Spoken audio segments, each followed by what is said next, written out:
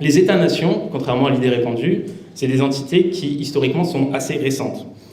En Europe de l'Ouest, la constitution des États-nations est le résultat des différents processus révolutionnaires, des différentes révolutions bourgeoises, processus qui commencent avec la révolution bourgeoise aux Pays-Bas, puis en Angleterre, processus qui connaît une accélération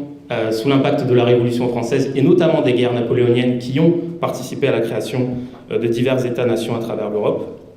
et qui se termine dans la deuxième partie du XIXe siècle avec l'unification de l'Italie et de l'Allemagne.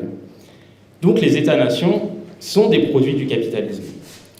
qui expriment simplement le besoin des différentes bourgeoisies à l'époque de se constituer un marché national avec un système monétaire unique, un système juridique unique,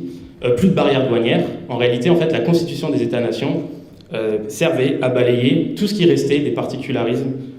et localismes féodaux et constituer un marché national uni pour les différentes bourgeoisies.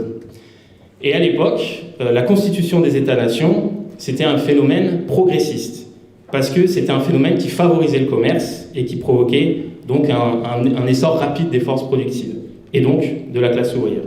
C'est pourquoi Marx et Engels, par exemple, étaient favorables à l'unification de l'Italie et de l'Allemagne, qui étaient objectivement des processus progressistes.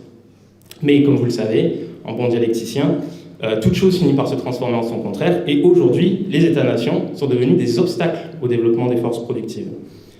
puisqu'elles ont largement dépassé le cadre étroit des États-nations, comme vous le savez, avec le processus de mondialisation. Et c'est pour ça que les marxistes expliquent qu'il y a deux grands obstacles, en réalité, au progrès de l'humanité aujourd'hui. Premièrement, la propriété privée, ça tout le monde le sait, que les marxistes sont contre la propriété privée, mais aussi, deuxièmement, les États-nations.